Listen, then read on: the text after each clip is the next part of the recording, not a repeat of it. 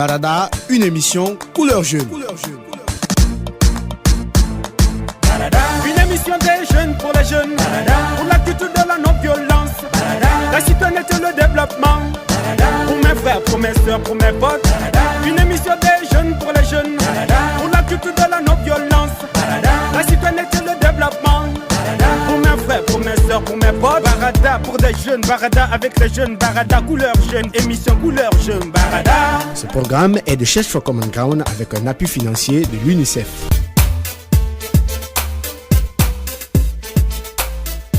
Amis jeunes, bienvenue dans votre émission Barada.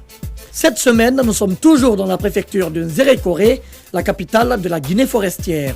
Dans ce numéro du jour donc, nous parlerons de l'excision et de ses conséquences principalement dans nos foyers.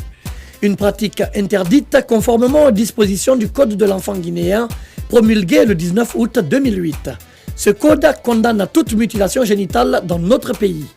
Il faut signaler que l'excision, surtout faite de façon traditionnelle, comporte des risques énormes et pouvant marquer certaines personnes à vie. Suivez l'histoire de cette jeune dame qui a préféré garder l'anonymat et on se retrouve juste après. J'ai un sérieux problème dans ma vie de couple. Je n'en parle pas très souvent, mais ça me ronge au fond de moi-même. Et je ne trouve aucune solution. Ça concerne ma sexualité.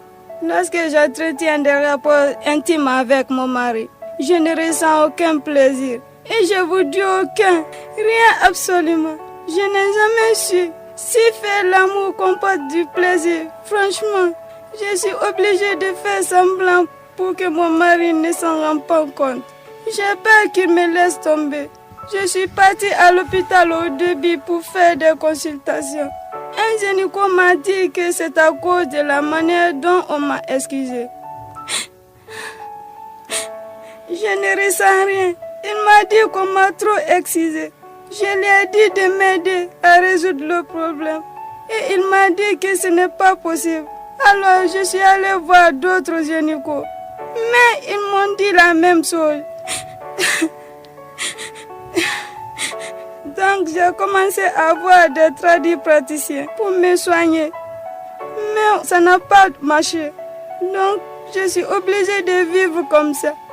Et moi, je ne connaîtrai jamais le plaisir sexuel.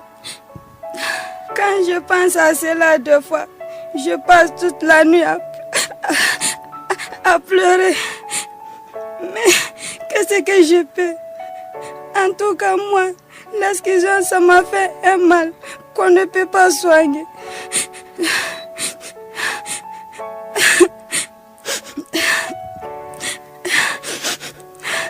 Je ne peux même pas en parler. J'ai maudit la femme qui m'a excusé, car elle m'a tout pris. Mes désirs, mes plaisirs, elle a tout pris ma vie. Je ne suis pas du tout content de mes parents aussi.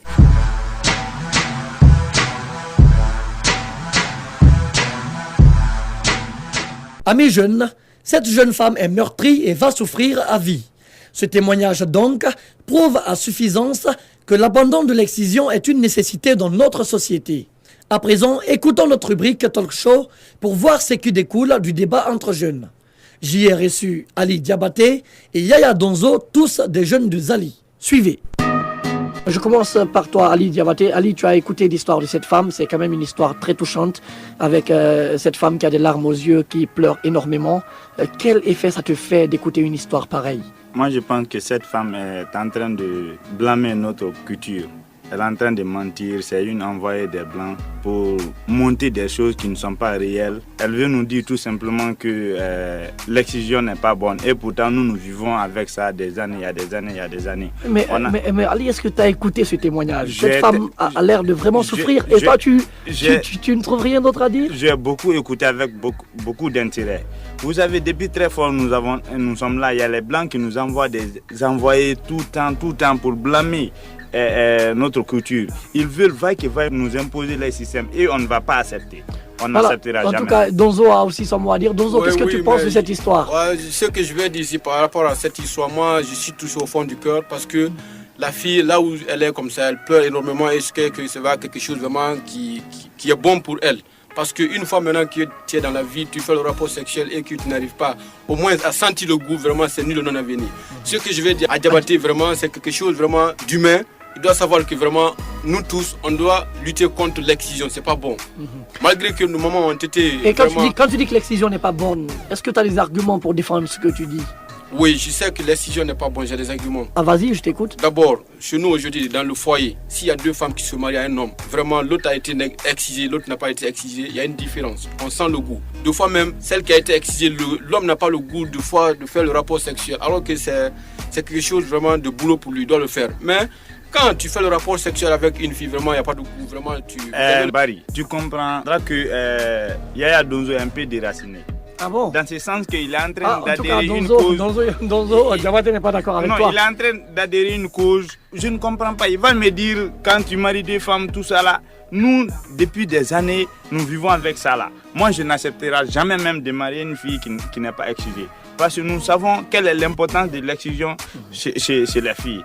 Comment ça les aide, même dans l'accouchement, ça les aide. Nous les éduquons à travers ça. C'est pourquoi ils pouvaient faire 6 mois, 7 mois, en train de les initier à les faire une femme de ménage. Mais maintenant, les Blancs veulent nous imposer leur culture. Après, on les forme, on nous envoie. Elle est en train de faire un faux témoignage, une fausse histoire. Elle nous rencontre et puis il veut accepter ça. Je pense qu'il est déraciné. C'est les jeunes d'aujourd'hui, ils sont déracinés. Il n'a jamais écouté les vieux. Donzo, bon, tu n'es pas d'accord avec Diabaté, c'est vrai. Franchement, je suis pas d'accord avec Diabaté. Mais quand même, l'excision est une pratique très très ancienne hein, et culturelle en Afrique. Oui. Est-ce que tu penses qu'on peut arrêter l'excision d'un coup comme ça? Oui, on peut arrêter d'un coup. Par rapport à tout ça là, si vous voyez que vraiment l'excision a été une tradition, c'est parce qu'à l'époque, il n'y avait pas l'évolution. On envoyait comme ça à nos mamans, on envoyait nos mamans à exciser. Maintenant, à nos jours, aujourd'hui, tout le monde sait que quand tu excises une femme, vraiment, ça cause de sérieux problèmes. C'est pourquoi ici, je vais dire à Ali de comprendre ce qu'elle est en train de souffrir. C'est une vérité qu'elle est en train de dire. Parce que en faisant le rapport, c'est avec le sentiment vraiment qu'on sent le rapport. Mais s'il n'y a pas de sentiment entre l'homme et la femme, je crois que vraiment, c'est nul. On ne peut rien comprendre. Donc, ce qui veut dire, sa carrière est brisée. C'est pourquoi je soutiens ici son thèse. Vraiment, elle a raison de pleurer aujourd'hui. Il est en train de dire que ce n'est pas la seule femme qui souffre de l'excision. Il doit comprendre. On nous dit aujourd'hui que l'excision c'est de dominer les femmes physiquement, tout ça là, elles n'ont pas de plaisir sexuel. Regardez, le respect humain n'existe même pas aujourd'hui en Europe. Il n'y a pas d'excision, les femmes ont fait le cut un peu partout, le rapport sexuel un peu partout sur les rues. C'est ce que nos parents ont compris depuis des années. C'est pourquoi on amenait les jeunes filles dès le bas âge à l'excision.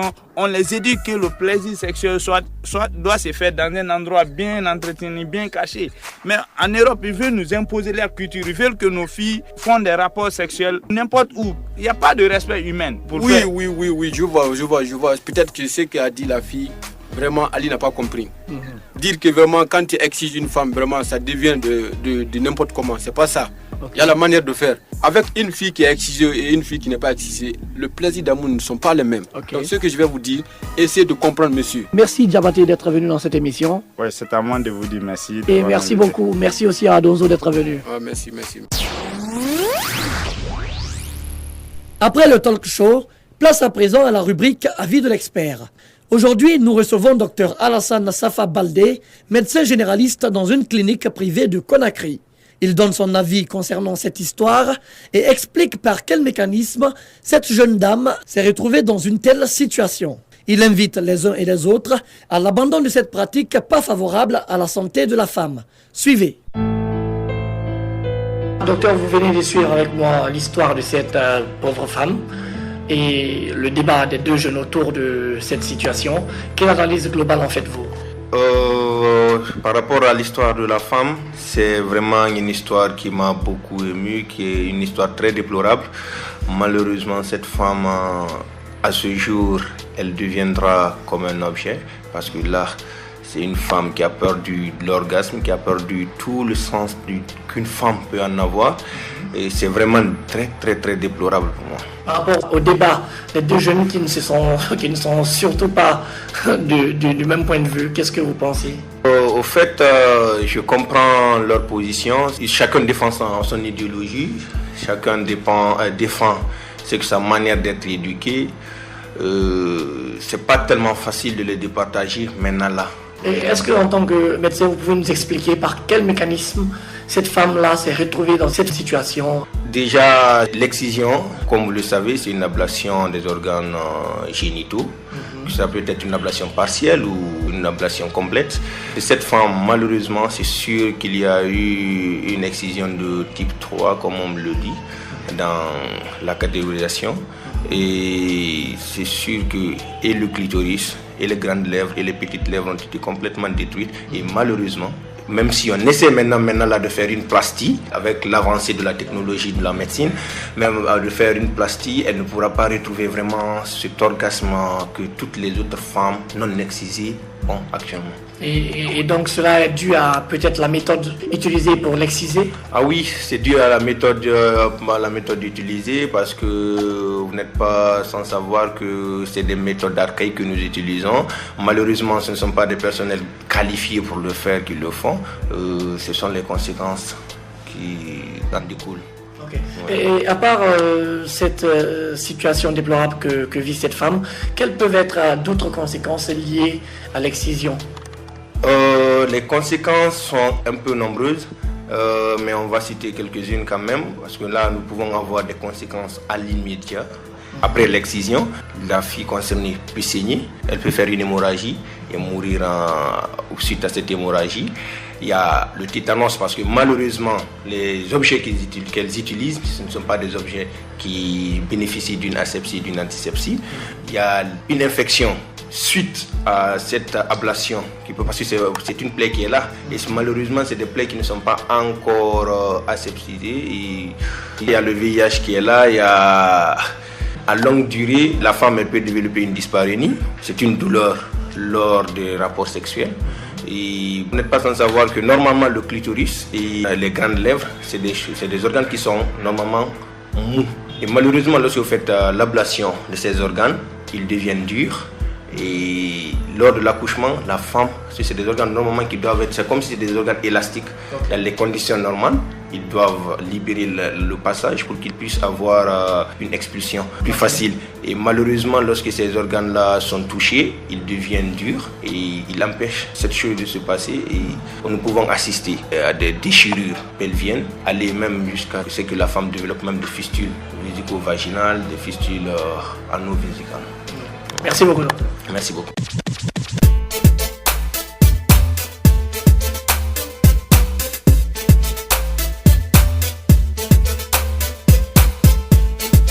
Mesdames et messieurs, amis jeunes, c'est cette rubrique Avis de l'expert qui ferme portes et fenêtres de cette émission Barada de la semaine. Avant de se quitter, retenons que nous devons tous œuvrer pour l'éradication de l'excision dans notre pays. Car à la lumière de tout ce qui précède, cette pratique n'a que des conséquences négatives sur la vie de nos sœurs. C'est pourquoi nous, jeunes de Guinée, devons être les premiers à dire non à l'excision, car nous en sommes les premières victimes. Selon un rapport de l'UNICEF, la Guinée est le deuxième pays au monde qui a le plus grand taux d'excision, s'élevant à 96% après la Somalie qui affiche les 98%. Toi, jeune de Guinée, dis avec moi, je suis jeune et je lutte contre l'excision dans mon pays. C'est la fin de cette émission Barada du jour. Au revoir les amis et à la semaine prochaine. D'ici là, je vous dis el próximo. Vous voulez réagir à cette émission? Envoyez-nous un SMS au 622 31 39 81 ou appelez-nous au 622 05 05 33. Vous pouvez également nous envoyer un mail sur guinea@sfcg.org ou nous suivre sur notre adresse Facebook Chef Common Ground Guinée.